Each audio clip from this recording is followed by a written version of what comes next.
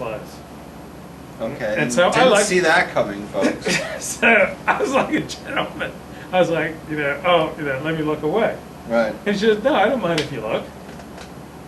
And I was like, oh, okay. Right. Why would she mind? She's made a whole living on guys looking at her. So Right, but why would she suddenly go? I guess that was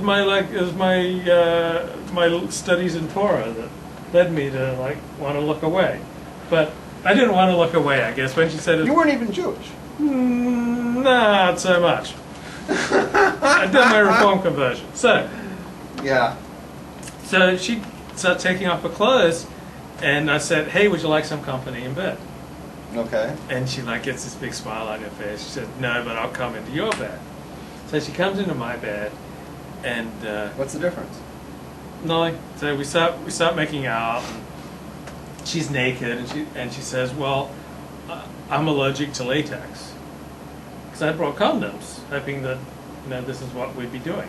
So this is 5 minutes after we got into the room. We've got this naked girl in my bed on top of me, and we're already talking about condoms. How did we go from the Torah portion to this again? Just me. It's subtle, okay. but it's right. there. Mm-hmm. So, some people told me that they don't follow the show anymore because Lady goes off on these huge tangents that have nothing to do with anything. Some people tell me they don't follow the show anymore because you go off on these tangents about Torah. Get in the way of my sex stories. All right, go ahead. So she needed special condoms, okay, like expensive ones, and she said I've only brought 5, and we've got a whole weekend together. Okay. So anyway, she brings out a condoms, I slip one on, she clambers on top of me. So within 10 minutes of us being in the room, we're having sex. Okay. And I tell her, she wanted to know what I wanted to do. And I said, I'm very conservative. And she said, you're very conservative. Here you are having sex with a stranger. So anyway, we had sex. Then she went out to a party that night, came back at 2 a.m.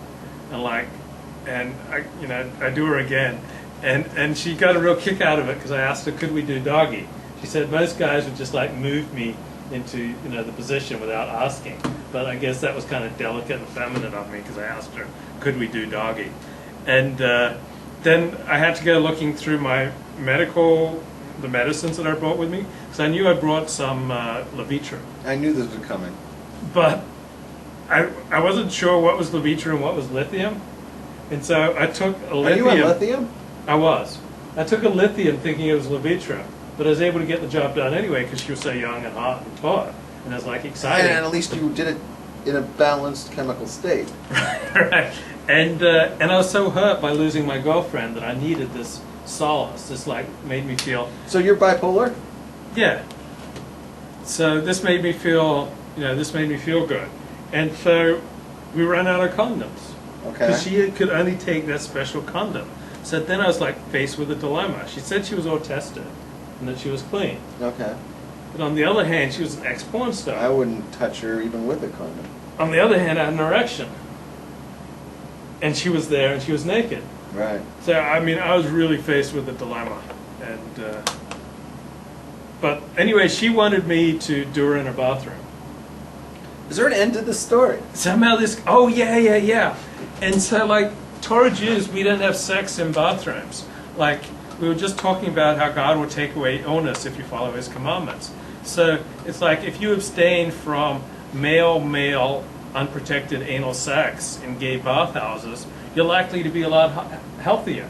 If you abstain from banging porn stars and even ex-porn stars without condoms, you will be a lot healthier. If you stay away from the crack pipe, you will be a lot healthier. But the crack pipe doesn't even go against Torah. There goes that.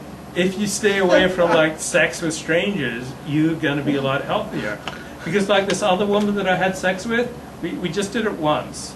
Because she was kind of famous, and I have a thing for that. She was blonde and was hot. And all right, can I just say? But she then Wrap it up. Did I tell you to wrap up your rant against left-wing modern Orthodox? No. Did I tell you to wrap up your rant about, saying the prayer, saying thank you, God, not making you a woman. A lot of people can finally understand what we've been talking about through these concrete illustrations that I provided. Anyway, that one night stand, it turned horrible. She wrote this blog post saying I was a terrible lover. She called me Thumper. She said that, like, I put my hand over her mouth when we were having sex because I didn't want the neighbors to hear her moans. They were so loud. Well, I've heard that story in a different one. Okay, well, these are just examples, kids. You don't want to behave like I used to behave. You've done that thing with the hand over the mouth in a different story. That's not new. You did the hand over the mouth because you didn't want her roommate or a housemate to hear you. This is like when you do Levi, you have to be ready because he's going to put his hand on your mouth. I've heard that in a different story.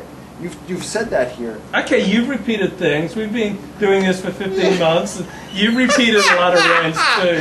So I could repeat one or two sex stories. No, there's a different sex story, but you in two different sex stories. No, it's the same sex stories. It's just different reasons. Just like you'll have a mitzvah and there'll be multiple reasons for the mitzvah. Oh, like Parashat, Drash. Yeah, right. This was the Ramaz. This is the hint? This is the mystical. Oh, the remez. The remez. Anyway, so if you follow God's commandments, you won't end up having anonymous bareback anal sex with men in bathhouses and bathrooms. Then you won't get AIDS. Wait a second, hold on though. But that, where it says that in Devarim, when the Torah says that, it's talking about as a people, not you individually.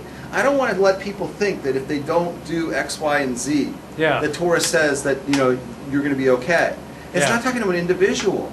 It's talking to us as a people. If the Jewish people as a whole stay away from bad things, right? Yeah.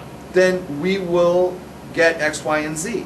You understand? Yeah. But if you as an individual do it, but the rest of the country, who knows what's going to happen to you? Yeah. It's not on the. These are. But if you as a Jewish people abstain from anonymous anal sex with other guys in bathhouses, you'll be a lot healthier. That's true, but it has nothing to do with this pasuk. Well, it's more mystical. All right, if you say so. But this pasuk is not talking about the individual as a whole, the group as a whole. So these people, they love my stories. They love my stories because they see the wisdom in them. Okay, so Jew Bastard is into you. Yeah. And what was that guy called? Braveheart or something? Yeah. What is his name? He's into me. We don't even know who these people are. Okay, so no wonder the Jews have so much confidence in this week's Torah portion. God tells them that if they follow Him, follow His commandments, they will be the most blessed of peoples. Is it easier to forget God if you are rich or if you are poor? Is it easier to forget God if you're rich or if you are poor? Yeah. I can make an argument both ways. Yeah, same here. I think you can make an argument. You know, a lot of people become rich and they forget all about God because they're so into themselves. They think it's all self-accomplished. Right. They didn't need God's help to get there. But some people become poor and they just say, there can't be a God because if there was a God, He wouldn't have let me become poor. Right. So it's a test both ways. So Henry says, and Levi wonders why rabbis won't let him date their daughters. I learned a lot of experience out there in the world. I developed certain skills. It's like, can I pick your hat up and wave it around? All right. Now, since you opened up something, I want to respond to something you said. Okay. So you're bipolar. Yeah, a little bit. How did you said you're not on lithium anymore? No. Are you on anything? No. Well, how does that go away? I mean, I thought that like someone who's bipolar, you have a psychosis. You're psychotic. I have some tendencies towards being bipolar, so I think if you were to strictly clinically diagnose me, I would not be diagnosed, never have been diagnosed as bipolar. But let's say there's 11 questions to determine a bipolar diagnosis, and let's say if you're more than 7, you're bipolar. Maybe I was a 4 or a 5. Oh, okay. Like on the MMPI or whatever the hell it's called. Whatever. So I have some tendencies towards being bipolar, but I was able to go off all my medication through Alexander technique. So I wouldn't recommend that to everyone, and I wouldn't recommend that to anyone in specific. You should blog about that. You blog about everything else about that. Yeah, generally speaking, I think if you do Alexander technique, you will come to a much more poised state. And I know that a lot of other people have been able to go off all their medications as well from Alexander technique. So I haven't taken any psychiatric medications in about 2.5 years. Really? Yeah. Were you a psychotic bipolar or a neurotic bipolar? I was neither. I was not bipolar. I was just tendencies to. But you were prescribed medication. Great psychiatrist.